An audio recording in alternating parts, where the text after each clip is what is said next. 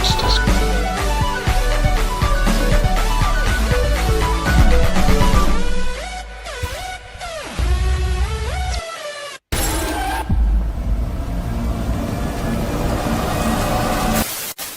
Welcome to Showboys Podcast. I am one of your hosts, Chad. Joined with me tonight is Dad. How you doing, Dad? I'm doing good, man. Father, also known as Father, as we call him. You do like to call me Father. Yeah. Yes. Dude, I put this in our Discord, but I literally tried to tag you with @Father the one day, which is not your name in Discord.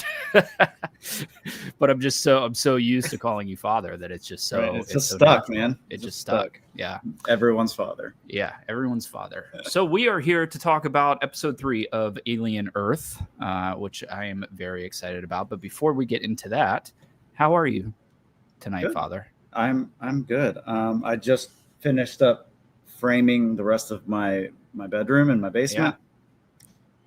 It's a lot of work. Yeah.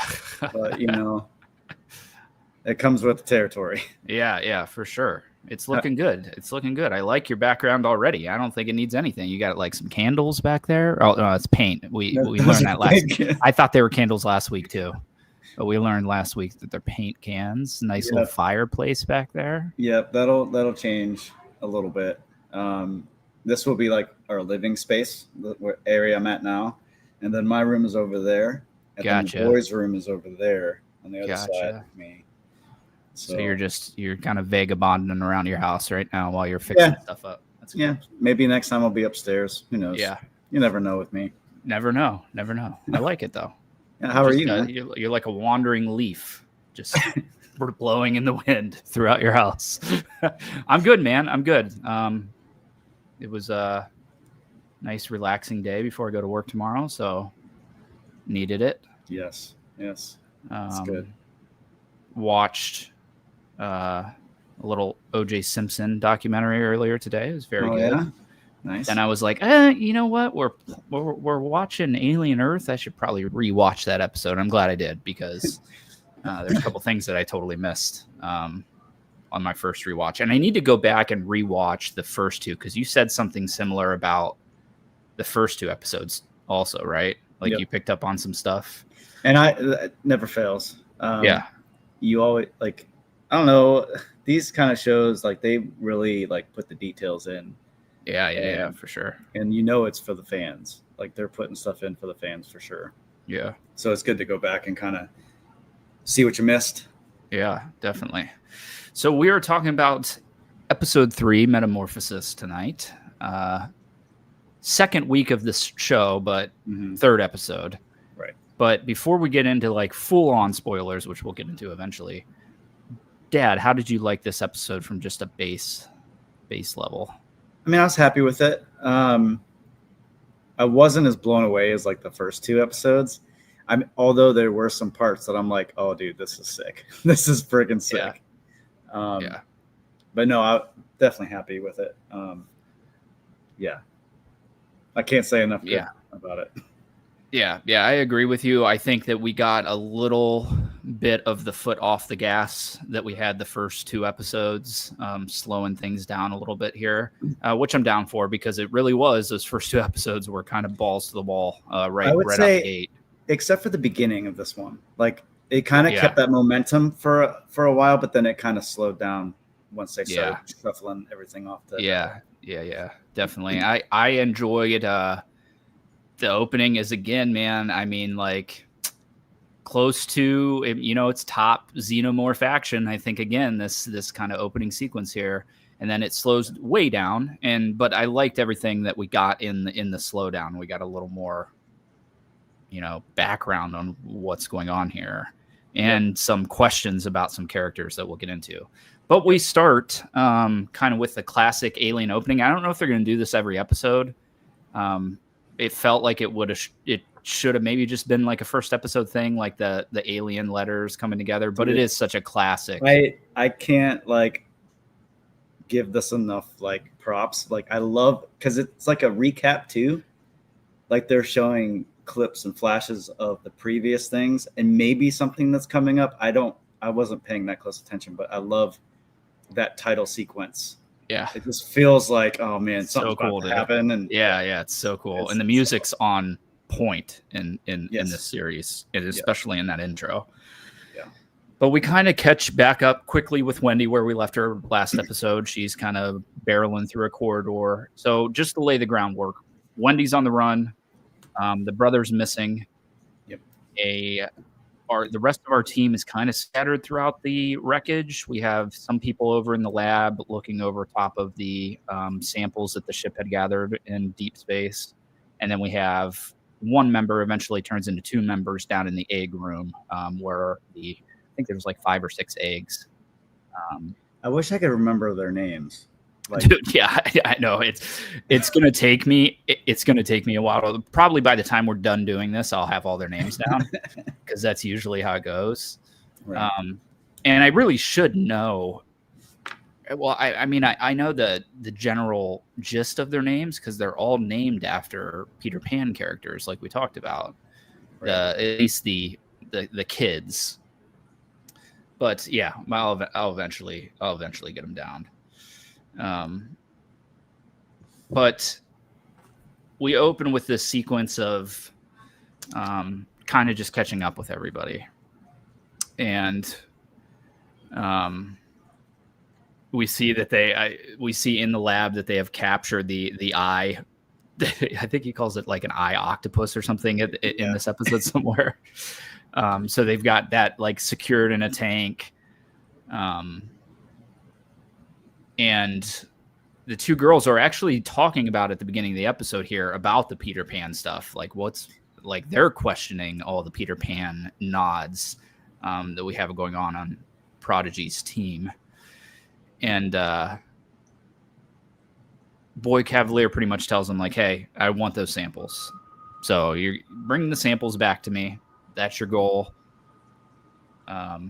And we knew that was probably going to be their goal going in the last 2 episodes. Of course. This guy is like, yeah, he wants it all. He wants it all. And the opening sequence here really takes place primarily in like a parking deck area of the building as Wendy is searching for her brother.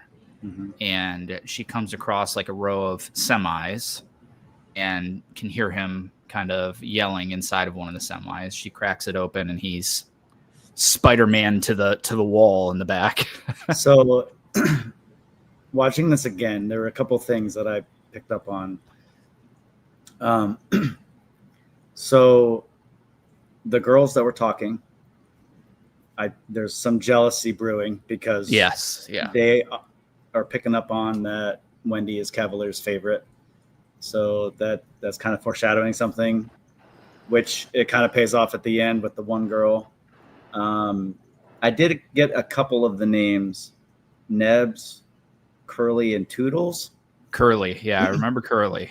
Curly's the one that is, I think, trying the redhead. Oh, is that the redhead? Okay. Or I don't know. I thought Curly. Yeah, that might be. You might be right. Who knows? I don't know. Nibs is the red. Okay, Nibs is the redhead. Curly is the wannabe number 1. Favorite robot girl. Another thing I noticed was when Cavalier was talking to Kirsch, and it was in Kirsch's perspective in the lab. There was like some kind of like filter over it. Like you have to go back and listen to it again, but there's definitely some like weird filter over the voices. Interesting. Okay. Almost like I got the like impression that it's like the alien or the specimen listening in. Like it was weird, but it's really cool. Okay. So go back and listen to that. Yeah. And then when Wendy is looking for Joe, she's screaming for him, but he's like, it's a trap. Yes. Yeah. And like, go back. Don't come. Like, go away, run away. Yeah. But then, and that's when she goes in there. So she doesn't listen. She's not very good at listening. Well, that's what we're learning. And through these first 3 episodes is she kind of does her own thing, which is fine. But it gets her in a little trouble here because she hops up into the semi and goes to the back where Joe's secured to the back wall by some alien goop. And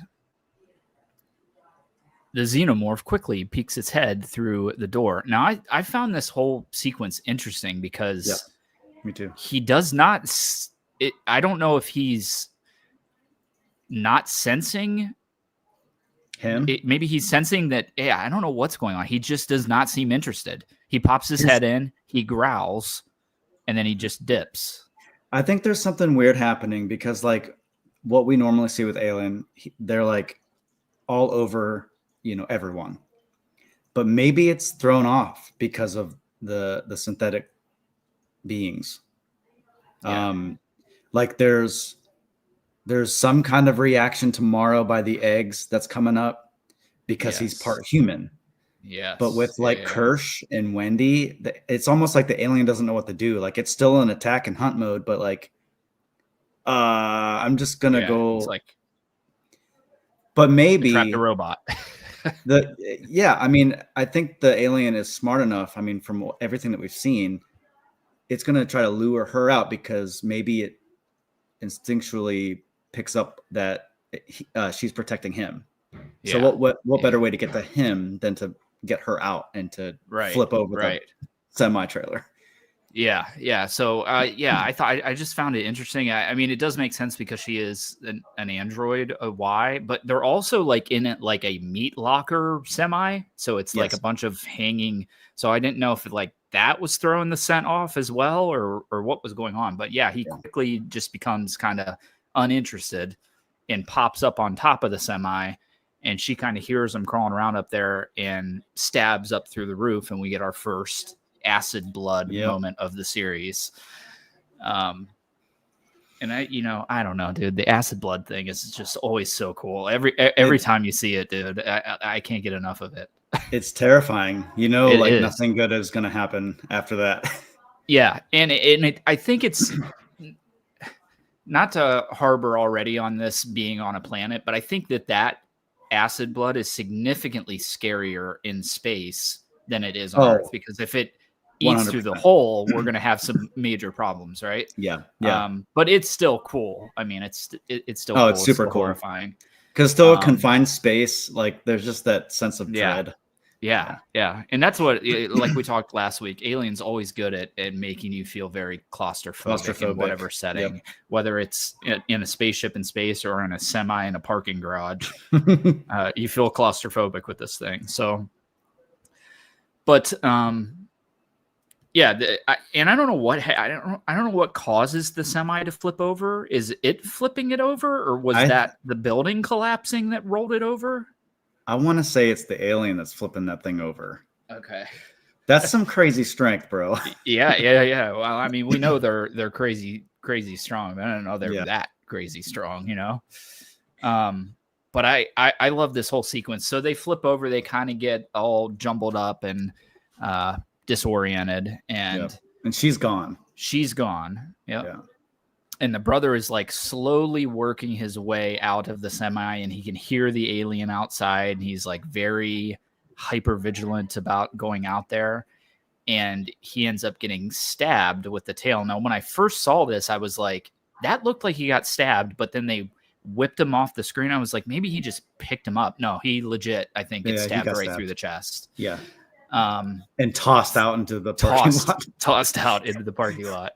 And the alien does its classic slow crawl over top of him. And the very classic mouth opens. Little mouth is about to frickin' poke a hole in this dude's head.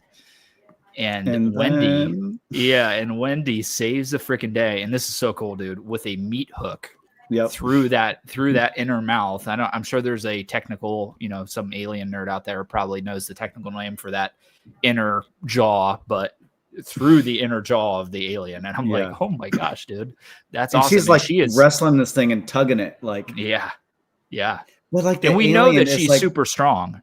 Yeah. Right. They both are. Yeah. So, but the alien is like pulling away, but being drugged at the same time. Like, I didn't understand this part because I feel like they're very aggressive. I feel like it would have attacked her. Yeah. So if you think about it, any animal that we can assume that is like its tongue, right? Let's just assume for all intents and purposes that's its tongue. Have you ever like grabbed your dog's tongue? Like they are incapacitated until you let that tongue go. You know what I mean? Yep. So that's how I assumed is like she got his tongue and he's just like, and it's just in panic. Yeah. He's just in panic mode. Which is cool because you rarely see the xenomorph in that full on like panic mode that this thing's in. Right. Usually it's doing the hunting, right? Yeah. But the goal for them, they see a giant like garage door in the back of the parking area. The plan is let's wrestle them back there. We'll open the door or we'll close the door down on top of it and crush it. And yeah, go ahead. Yeah. Hi, Jordan. Hey, Jordan. So the plan is to crush the xenomorph. Mm-hmm. And this sequence is awesome, dude. I freaking love it because they're trying to like get him up underneath the door. And great plan. Trying to figure great plan. And unfortunately for them, this door doesn't close as fast as the elevator door closed in the first second episode, right? It would have been an awesome plan. But the sequence so cool because he figures out the door and it starts coming down and the alien bites its tongue off, getting rid of the thing, and then pulls her into the garage with them. And I was like, dude, that was awesome. Like he's just like, okay, like I tried to get out of this. I can't. So I'm just going to bite my tongue off and then we'll figure it out from there. Yeah. A true survivalist mechanism there. Yeah, for sure. So you hear them like wrestling around in there and Joe's panicking to get the door back open. And he finally does. And he sees, he grabs a flashlight, right? Or something. And then sees the xenomorph decapitated with the acid pouring out. And then we see her just standing there with her makeshift sword. And then we see the android blood go down her forehead and she just collapses. Yeah. And then he collapses right next to her because let's not forget he got stabbed right through the chest. He did. That's some crazy adrenaline right there. You get stabbed right through the chest and you do all this stuff. Oh, I mean, it's happened before, man. There's been people like the soldiers and stuff that have been shot, 20 something times that are still fighting. So and he's technically a soldier, so that adrenaline can kick in. And if you're fighting a freaking alien, your adrenaline's probably pumping pretty good, I would imagine. For sure. But he's decapitated. Our first alien of the show is dead, decapitated by Wendy and her little magnetic sword that she slaps on her back. And then we kind of catch back up with the kids in the egg room. There's one kid in there, and like I said, I don't remember names. There's one kid originally, and then another one comes in and scares him. This sequence, dude, and I will continue. It's so good. I will continue to call them kids because even though they are adult bodies and actors, they are kids in the show. So I'm going to continue to call them kids. But they have a full on. Like, this is how my kids talk to each other. Like, it's like a bro moment. Yeah. It's a bro moment. Yeah. And it's so funny to watch any sequence with these two specifically. Cause I think these were the same two from last episode where they were just acting like kids and they're so good at it, dude. They're so good. The way they talk. Oh yeah. It's great. He's like, you said fuck. He said, you said shit. It was like so good, dude. Well, it's like, if you didn't know any better, they were like, drunk or high. Yeah. Just the way that they were carrying on. They were acting. Yeah. It was really good. It was a good sequence. Yeah, such a good sequence there. And then eventually our boy Morrow shows back up. I do know his name because I feel like he's going to be a prime player. And he's pointing a gun at the kids and quickly realizes, like, you guys are acting like I think he says it. You guys are acting like children. Yeah, you guys are acting like children. And he puts his gun away. Yeah. And then he kind of has this, like, interrogates him, like, what are you guys doing here? And he kind of gives them a rundown of what happened on the ship. And really, it's kind of what happened seemingly in the original Alien movie, where they were sent to this moon to get some sort of life form. They were diverted from their mission to get a life form off of a moon. And the goal of the ship from that point forward, once they got the eggs, was at all costs, crew expendable, as they say in the original, to get that back. And I thought that was a cool little nod. I mean, it's almost exactly what happens in the original. Well, go ahead. And I think he's at this point putting it together that they're not human or something's off with them, because he's asking them, you know, what would you do in a situation like that? You know, is the crew expendable? But then he hooks himself up to the computer and he starts downloading all this information as he's interrogating them. Yeah, an ungodly amount of files. Like there's like, and it's affecting him like crazy. Yeah. He's just sweating. Super, super, super cool. And it's right here. Now, I don't remember picking this up at all through the first 2 episodes, but it's right here where he says something about, they say, are you a robot? And he says, wouldn't that be way easier if I was all robot instead of whatever he says, a human, what used to be a human or something like that. Yeah. So this is our first hint. We get more hints at the end. I think that he is like maybe 80% human, 20% adapted parts for an android. I would agree with that. Yeah. And I think we'll see once we get further in the episode, I'll tell you why I think that makes sense. But yeah, I mean, he does have the like Swiss Army knife arm thing going on where he's got like a spider web thrower or whatever the heck that thing was that he webbed the alien with in the second episode. But yeah, he's also downloading stuff like onto his magnetic temple. So he's part android, but we get a lot of hints in this episode that there's more to that. And he kind of stops downloading and grabs the one kid by the throat to try and threaten him. And our boy shows up. Did you see him pull that device out of his finger? I did. Yeah. Okay. So I didn't know. Planted that in the boy's neck as he had him pinned. Oh, that's because that's later. Later. Oh, okay. I was very clever. Yeah, I did not. Like at the last second, like as soon as Kirsch shows up, it sinks into his neck. Interesting. Okay. Yeah, totally. Both times I watched it, totally missed it. I mean, I saw him pull because it's like off his fingernail or something, right? Or bottom of his finger or something. Some kind of Wolverine thing, I guess. Interesting.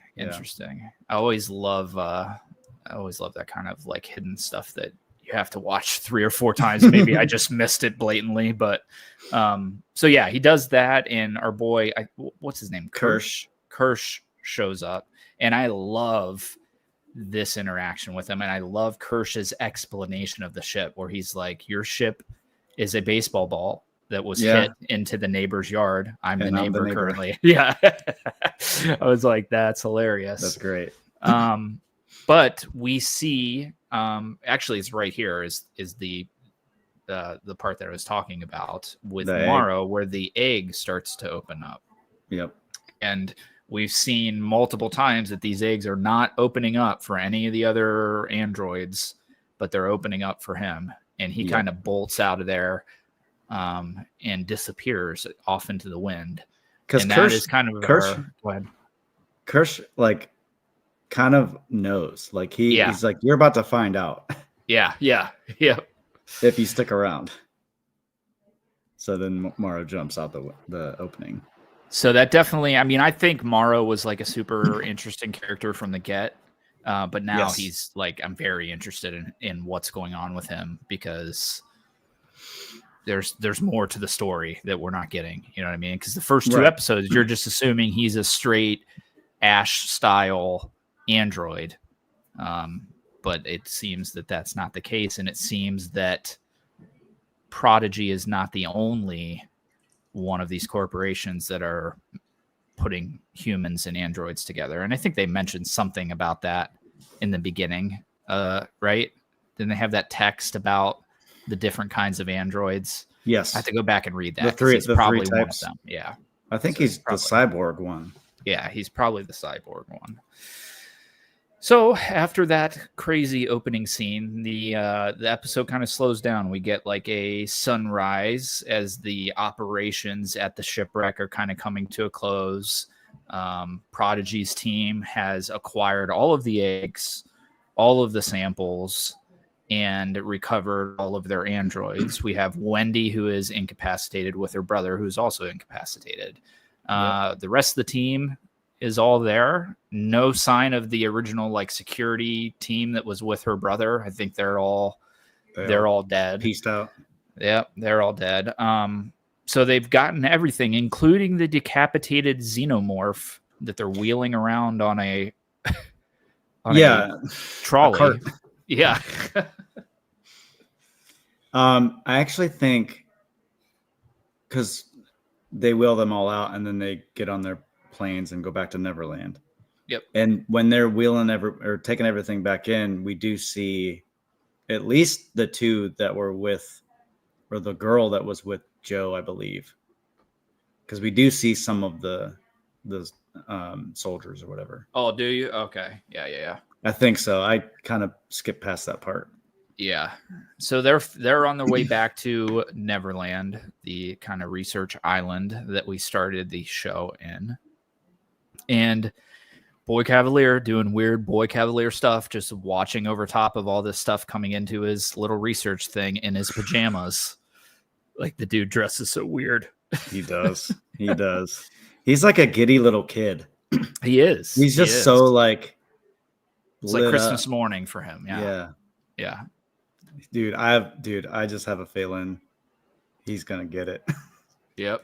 I think so too. And I honestly thought it was gonna come in this episode, but he was close. He was flirting very with it. Close. Yeah. But we get a little bit of background here as they're sitting over top of Wendy, and we see that Cavalier is really got like Wendy's his number one because it was his first one that he did, right? So he's very concerned about her. He's kind of mad at Kirsch originally on the ship for not keeping an eye on her before we move out of there. And now he's kind of in the, I don't know what hospital area where they're working on her. And the one dude's just talking mad shit about Cavalier. Like he should have never spent like a $500 million prototype out on a mission like this. And Cavalier kind of overhears him. He walks tries in, to get like, him tries to get him to finish what he was going to say. Yeah.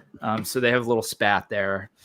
And he eventually goes on and checks out the new samples that he's got. He's checking out with Kirsch some of the stuff.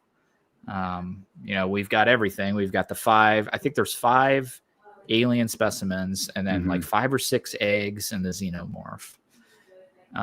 That's bad news, man. Yeah, it's real bad news. It's real bad. 5 eggs in a research facility is terrible, but go ahead. I was just going to say, my thing is like, they're obviously, because the guy, like Cavalier's right-hand man, the older guy, he makes the comment a little bit later that they see everything through their eyes. So they're always watching. They see what they see. Yep. Would they not have seen the destruction that this alien has done? Just this one alien taking out like teams of men with guns. And like still Cavalier is just throwing it by the wayside. Like I'll tell you why I think he is, because this is a super corporate future, right? All these corporations are vying for power. Yes. They see this thing and they're like, that's going to give us the power that we need to knock these other corporations out of it. It's just super dark, and it's super dark and twisted, like shadow government crap going on in the background. Yeah. But that's what's so enticing, and that's really been the umbrella over the entire Alien franchise, is that's what they're trying to do. Weyland-Yutani is trying to get one of these back to Earth, right? They're trying to take control of it. So I think that's probably why I don't know if he has like nefarious intents so far. Maybe he's just a curious dude. I think, and he says something about, like, it's like a new country that's never been discovered, each one of these specimens, you know what I mean? So it's just exciting for him. He's like Elon Musk. It's just an exciting day for him, but he doesn't know the shitstorm that's probably It's going to like happen at this research island. It's like a kid in a candy shop. Yeah. Ooh, what's that?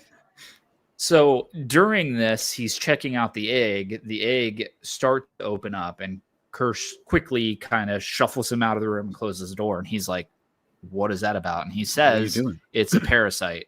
Like, I'm pretty sure that it's a parasite. I saw it in the lab. It's clear that whatever this thing is, the xenomorph lays an egg. Whatever this thing is, gestates in a human and becomes a xenomorph. And he's like, all right, I believe you. Good on Boy Cavalier for listening for once. Yeah. He's like, I believe you. No humans in this room, only synthetics from this point forward. Yep. Gives him the authority there in that room. Yeah. You're in charge. We'll see how long that lasts. Yeah. It probably won't. It doesn't even last to the end of the episode, to be honest with you, because they're the experimenting that they're doing. They're very quick. But very, very, very quick. Yeah. We go back to the kids that were in the egg room that were kind of spatting with Morrow. And this is the sequence where we learn that they all have cameras in their eyes. Yep. We have like a executive dude that comes in to talk to them and tries to get them to tell them what's going on, and then tries to explains the camera thing. And he's like, but what did Morrow whisper to you at the end? Because I couldn't quite hear it. And what he whispered is, when is a machine not a machine? Yeah. So another little hint of maybe his mental state as he's like half machine. I don't even know half. What do you think? Like 80% human, maybe? I don't know. At least 70. At least 70% human is yeah, that's probably a safe number. But we catch back up with Morrow, and he's in the city. And this is, we're just getting bits and pieces throughout this entire episode that he is clearly more human than android, because he's walking through the streets and like stealing food to eat. Now, I think struggling a bit. He's struggling. He looks beat up. He looks real beat up. I mean, he is a enemy combatant behind enemy lines, basically, is the best way to look at this, right? Yes. But I'd have to think, because I think that Ash, the android from the original Alien movie, was eating as well. So maybe they do need to eat, or maybe they just do it as like a courtesy thing when they're around humans or something. But he's eating because he's starving, because he's like, yeah, he definitely needed it. It wasn't just I'm going to prove I'm not a cyborg or a robot. Right. And I love any kind of space stuff that deals with time, because that's a big issue in space travel, is the way that time shifts. So whether it's Interstellar and that whole story, but here is a really good example. He calls Yutani and puts in his little code and gets an answer. And he's like, I need to speak to Yutani. And she's like, you're talking to Yutani. He's like confused. And she's like, your mission started 65 years ago. You spoke to my grandma. I'm now running the company. And she kind of gets like a status report from him. Here's what happened. I've lost all the samples. And he kind of vows to get the samples back. Like, that everybody I know or knew has died. I've been gone for 65 years. These creatures are my entire life's work. I got so close to Earth before shit went haywire and I crashed the ship into a enemy city. Yes. But he kind of vows that he will get these samples back for her. And yeah, I don't know, dude. This is cool because it's giving like almost like Mission Impossible vibes, like espionage vibes going on now, because we have this guy that's in the city and they're looking for him. The Prodigy people are like, we're going to capture him within a day, and you don't need to worry about him. So the setup there on Morrow is quickly becoming my favorite character of the show. He's very cool. Far. Very interested to see more from him. Yeah, just very, very intrigued on everything that we learn in this episode about Morrow. Mm-hmm. But I love this sequence too, minus the freaking feet. Boy Cavalier and his bare feet again. Jeez, dude, it's just he's typing. And he's building what seems like Legos too, which It's is some kind of weird Lego yeah, it's like a block weird structure Lego thing. Yeah. Which I thought was kind of cool because a nerdy dude like this probably going to be doing Legos, right? But it looked like a lot of it was kind of spilled out onto yeah. the table too. I Yeah. don't know. Yeah. Super, super weird dude, man. And I feel like I've seen his feet too many freaking times, man, in 3 episodes. Every episode. They're just there. They're just there right in your face. Yep.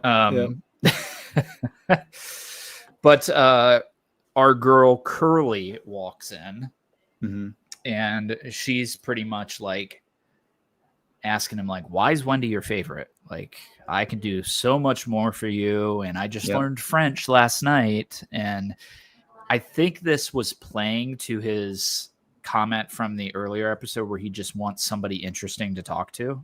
Like nobody's smarter than he is, so he just wants somebody interesting to talk to. And she played into it perfectly. She's like, I just learned French last night. And he's like, I'm going to give you some books to read. Some books, and some what recordings to listen to, and some things to think about. And then we'll play. You come back and we'll play, he says. It's an odd thing to say. Really weird thing to say. Well, but she says, she makes the comment that she wants to be like him or even more than him. Yeah. Which is kind of cool, actually.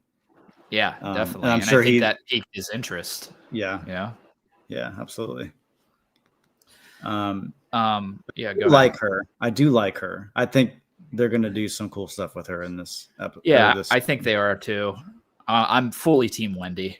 Right now. Don't get me wrong. Yeah. We haven't seen much of this girl. Yeah, she seems like a little teacher's pet. I'm not here for the teacher's pet. I can see her being a problem. Also. Yes. Maybe a reason why there's no Prodigy. Yeah. Anywhere else in the Alien franchise. Yeah. Well, I think those freaking eggs that they brought onto the research island. Between the eggs, Cavalier, and this chick, it's all done. And, I'll be curious to see what happens there, because theoretically, Prodigy could exist in the Alien universe. And this is always an argument that I hear, like, I'll take Uncharted 4, for example. Uncharted 4 brings in Nathan Drake's brother. And they're like, how did we go 3 games without knowing that he had a brother? And I'm like, well, I mean, do you go, those games total 100 hours maybe together? Do you go 100 hours without talking to about your brother? I do. So it's like, we've just had snippets of this universe, right? So we don't know all the companies that are going on. We know Weyland-Yutani and we've gotten one perspective this whole time, right? Right. We have not gotten much of Earth. Yeah. And now we're getting it. So, okay. Obviously there could have been something going on Earth this whole time. We just weren't told that or shown that perspective, and now we're getting it. Exactly. Now, don't get me wrong. I'm just saying that that's a possibility, but I certainly think that Prodigy is going to be destroyed by the Xenomorphs 100%. I think that's where we're heading. But I did read something on the internet today that people are upset because Alien Earth has squashed like a 26-year-old fan theory that Blade Runner and the Alien franchise take place in the same universe. And it's like, now we're showing Earth. Yeah, it's an old, Blade Runner's an old, like 70s, 80s, it might be 80s, like cyberpunk movie. But that people for the longest time wanted to say that was the Earth from the Alien franchise. And it's kind of like a disaster. So they feel like this, now that we've seen Earth and it's not a disaster, that squashes this theory. I was like, I didn't even know. Like, I had heard that theory before, but I didn't realize it was like, I thought it was like a Reddit post that somebody put, a single dude. I didn't realize it was like a 26-year-old fan theory that everybody believed. Oh, wow. But anyway, where are we? We are with Morrow. With Morrow, yes. He's like hacking into the boy's brain. Right. While the boy's watching a movie. Yeah, and he's like so he's like terrified. What? Hey, what's up? Hello.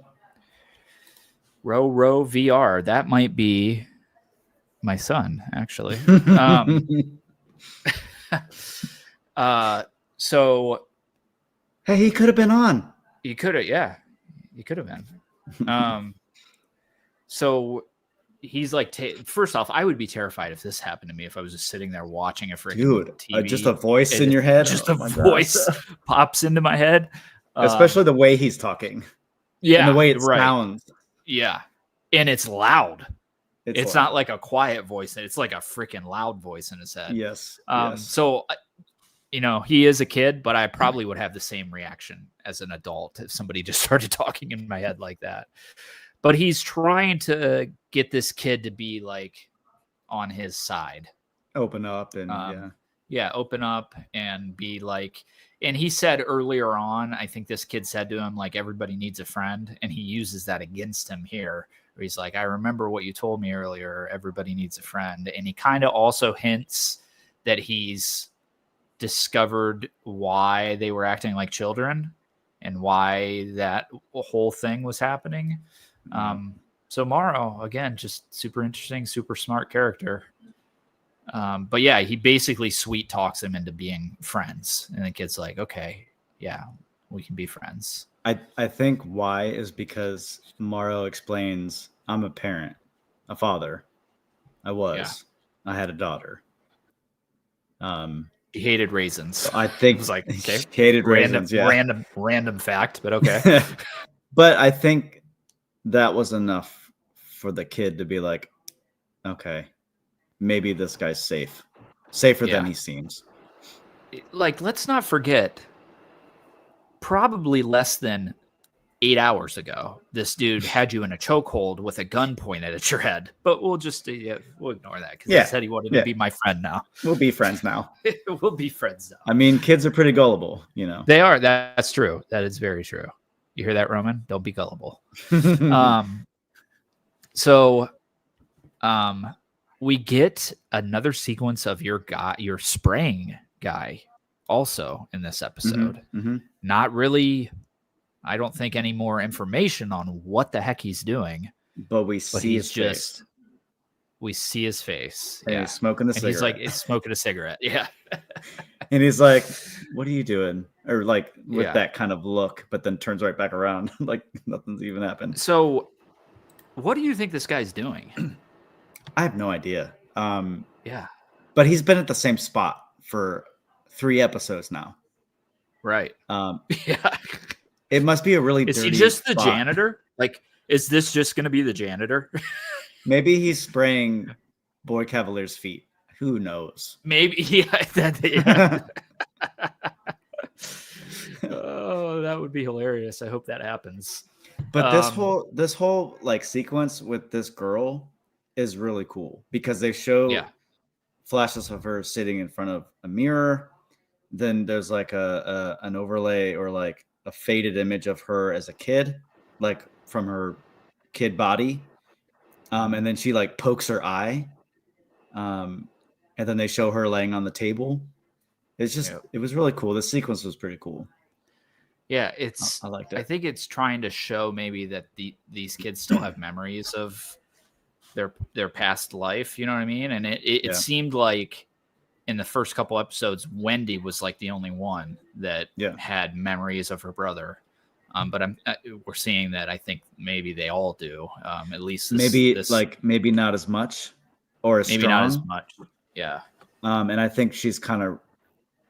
I would say she's probably the one struggling with it the most, because she's really like, you notice every time we see her, she's just like staring off and like in a trance. Like, girl's going through it, like.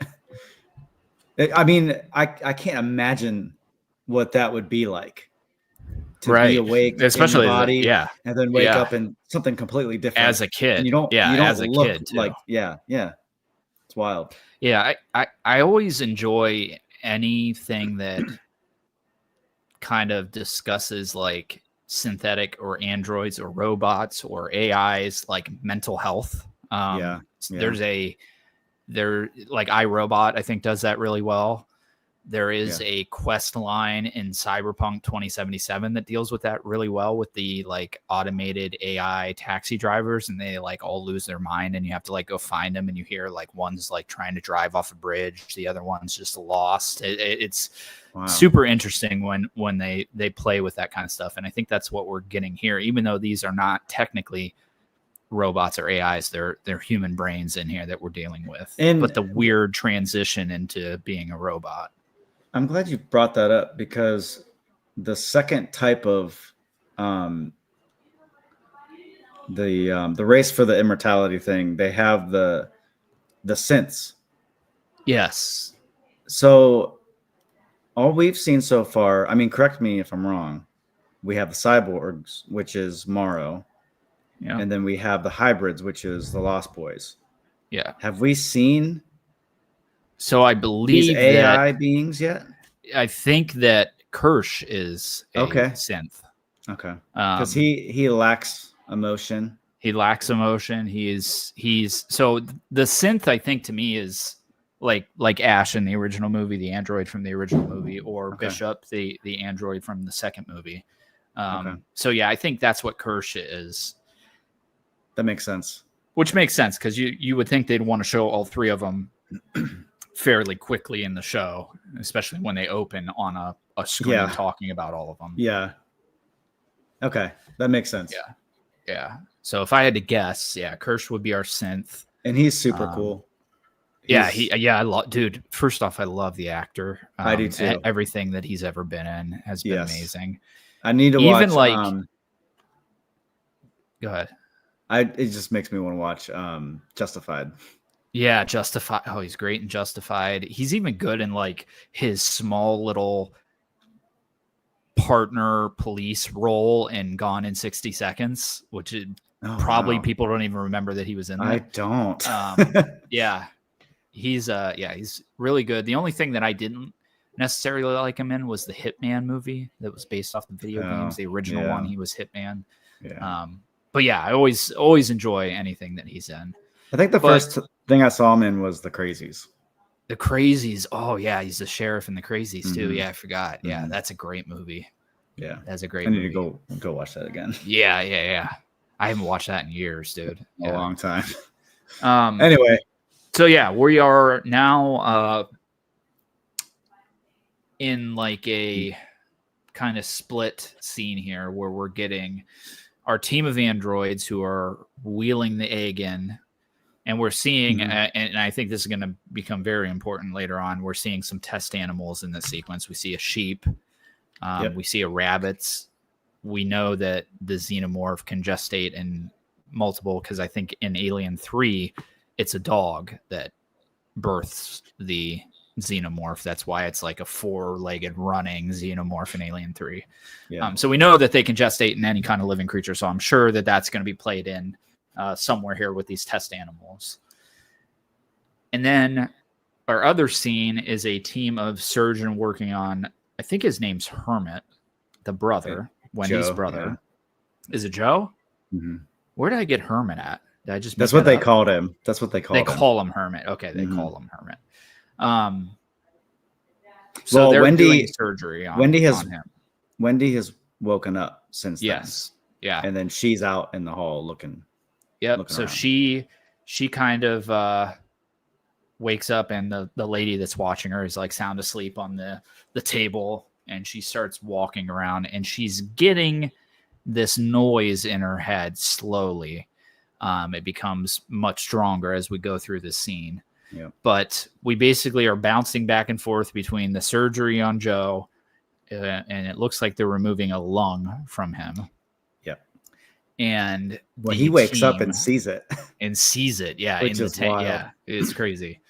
And then our team working on cracking the egg open, which is super gnarly and nasty. And there's like, it's so crazy. They crack the outer shell, and there's like what looks like almost a maggot in the corner that kind of scurries back in. It's just really gross. Cracking. Do we have this like sack inside the egg? Sack, you could see the face hugger in there. Yeah. Kirsch has his glasses on. Yeah.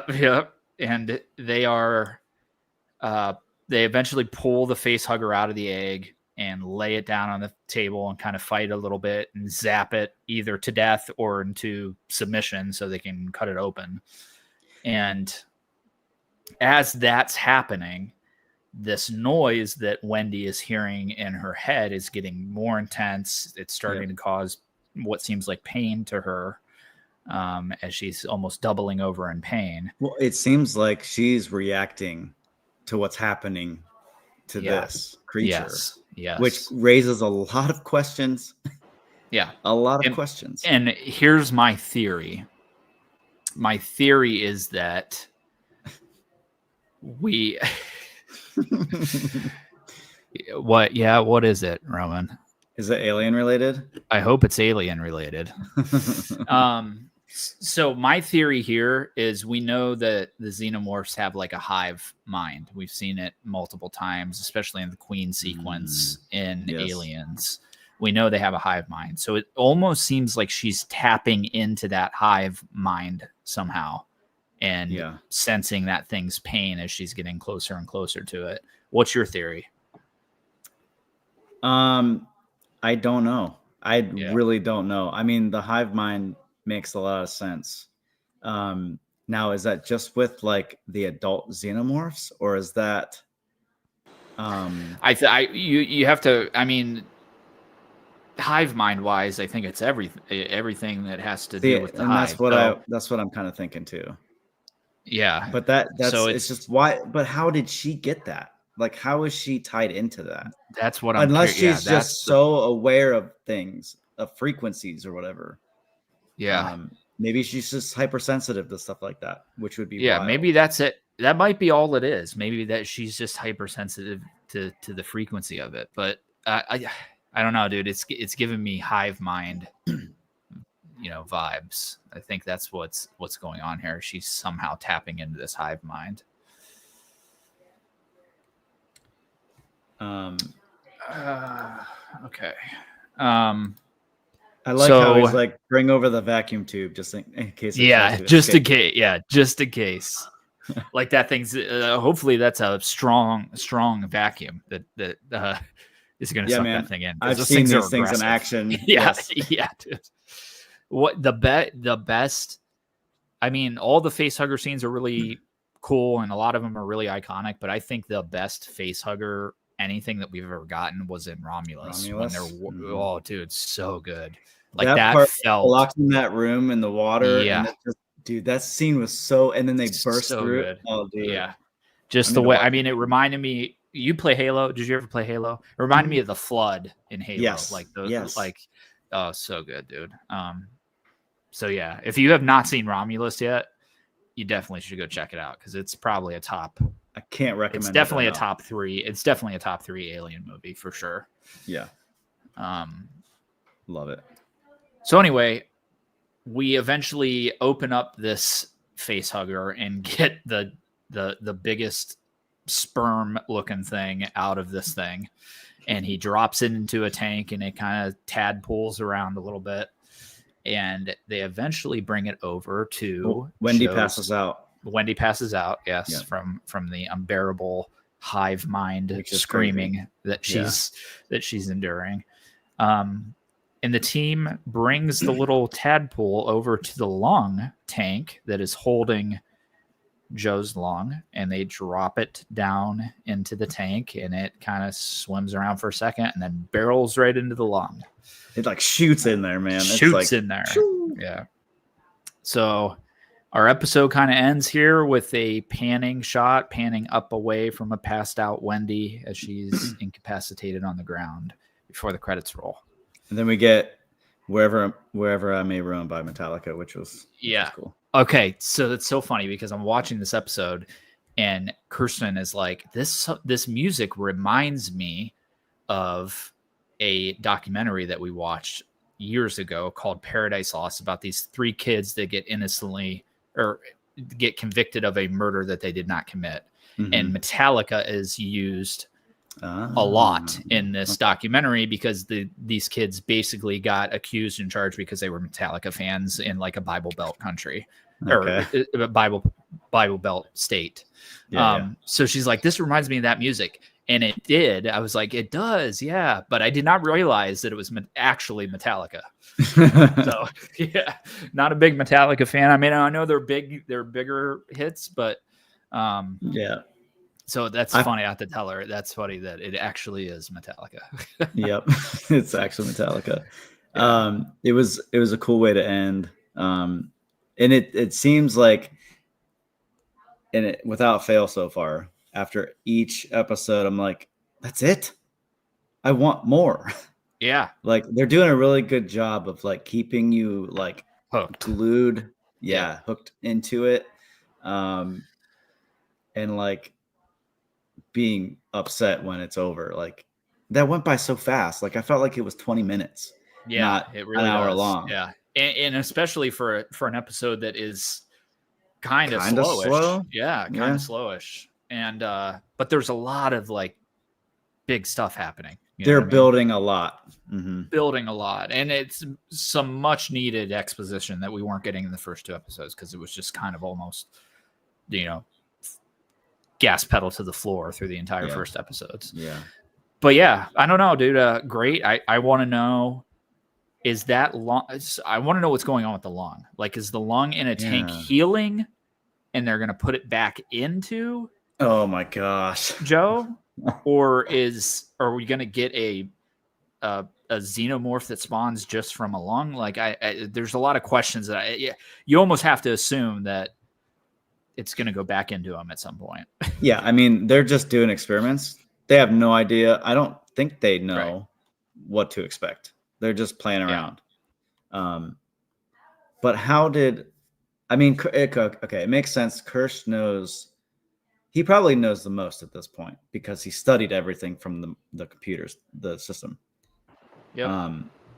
Whatever he could before Morrow downloaded it all and deleted it. So he knows about the eggs sensing like human, or some whatever. He knows about the sperm thing in the face hugger to cut it out and to take it, and that it could be used for something.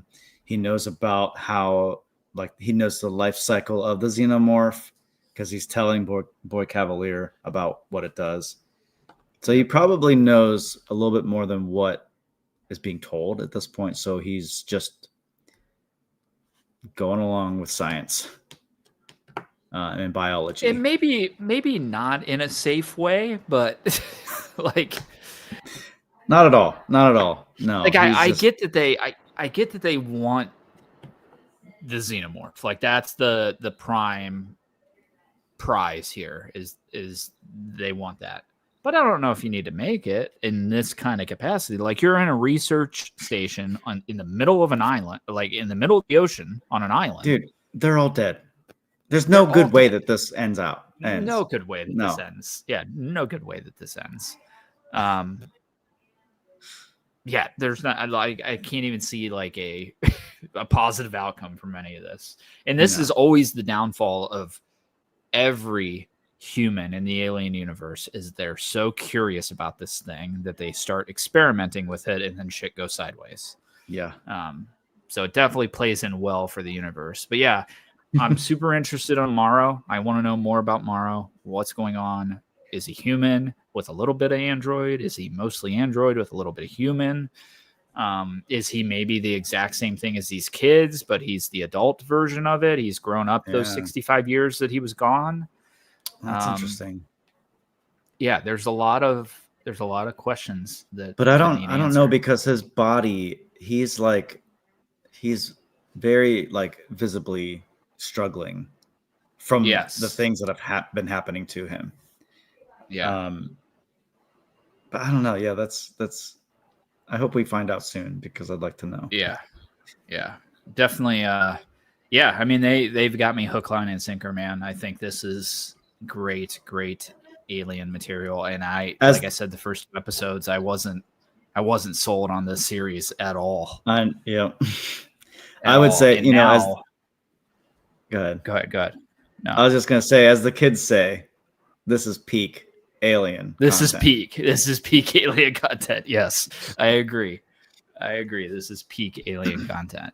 I was just gonna say, so last week I was kind of in the boat before watching the first 2 episodes of how could this possibly happen before the first Alien movie? How is Right. the xenomorph on Earth before the first Alien movie? Now, today, I was on Facebook arguing about how it actually makes perfect sense of how this is happening. So there's a lot of people that are like, this is, you know, they were like, this is the stupidest show I've ever watched, and it doesn't make any sense. And first off, we're 3 episodes in, so let's calm down a little bit. You don't know where the story's going, and there is no argument for how does this happen. It makes perfect sense how this happens, especially if this ends with all the xenomorphs being killed and Prodigy being killed. Now that all these corporations see what happened over on Neverland Island with this alien, they're going to be sending people out into the universe trying to pick up one of these things and bring it back. So it actually makes perfect sense how this happens right before the first Alien movie. Yeah. I don't know. Maybe they nuke the island and just wipe them all out. I mean, yeah. We'll get our answers eventually. Yeah, I think this is the bead of curiosity that leads us into the first Alien movie, where they're like, hey, wake this crew up, send them over to this. They're right by that planet where Prodigy got that egg from. Go see if they can get some more eggs. Makes perfect sense, dude. Yeah. Makes perfect sense. Okay. Do you think we'll get a queen? So I'm probably going to go no, because the queen would have to be on that ship. Like, they would have had to snag a queen, because I don't think I'll have to do more reading before next episode to see like what the life cycle of the queen is. But I don't think a queen could be born just chilling. Maybe, yeah, just chilling. Maybe, I don't know. Maybe that's the lung. Maybe that's what they needed. That's what spawns the queen. The missing piece. Get the lung. The missing piece. Yeah, I don't know. I think the queen. I don't think we're gonna get a queen. I hope we get a queen, because, you know, we've only really seen it in Aliens. Yeah, we got one. We got it. I think we got a queen in one of the Alien vs. Predator movies, but like I said, I don't really consider those movies canon. No. So I hope that happens. But yeah, I don't see a lot. Do you think we're gonna get one? I don't know. I mean, I've seen a lot of speculation online. People saying yes, obviously. People saying no. I mean, what you're saying makes sense. Could you imagine, like, because there would have had to been like 50 groups or 50 teams of people trying to tie this thing down or wrestle this thing onto a ship. Yeah. Without like half of them all dying. Right. And then to be like chained up somewhere, like, or in a tube. No, this thing would be out causing havoc on the ship way before Mario released everything. Well before. Yeah, absolutely. Yeah, that's my problem. It does not seem like they snagged a live xenomorph on this planet that they were on. I think they got eggs, and I think the facehugger got loose and spawned a xenomorph. And the xenomorphs have very quick lifespan, so they grow up very fast. So from chest burster to full-grown alien is like a very small amount of time.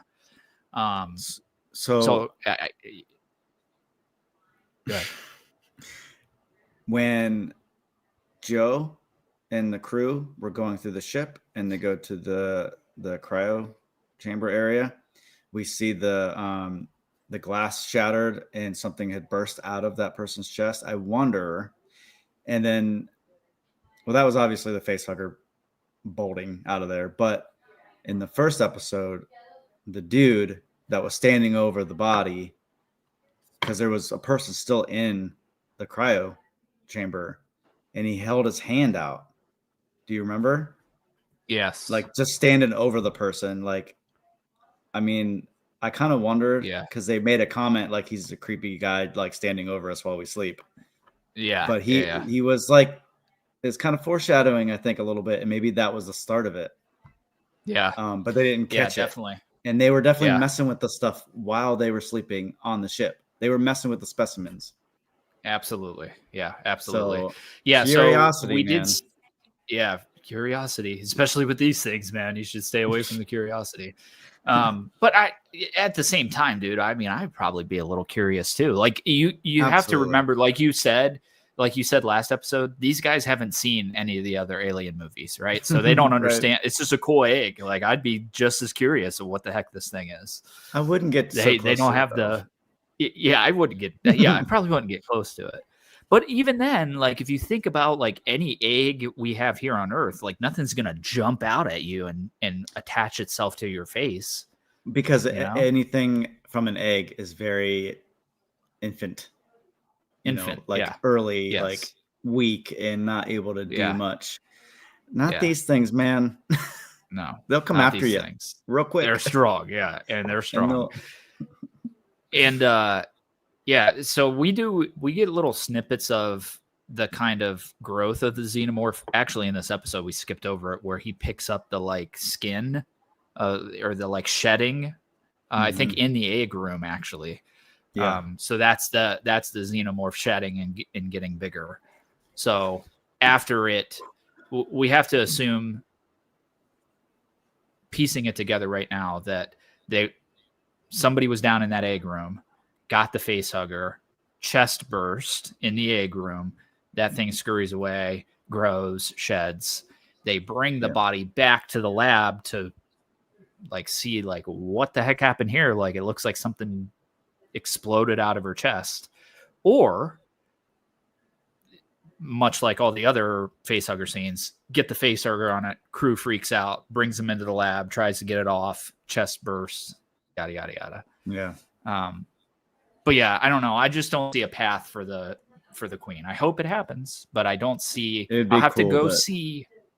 Yeah, I have to go see how queens are made. Are they just made like the same thing? Xenomorph attaches to something and it just happens to be a queen this time, or if it has to be certain circumstances that spawn the queen. Yeah. I have to look into that too. It's very fascinating. This whole thing. It is. Yeah. Yeah. This whole universe is very, very fascinating.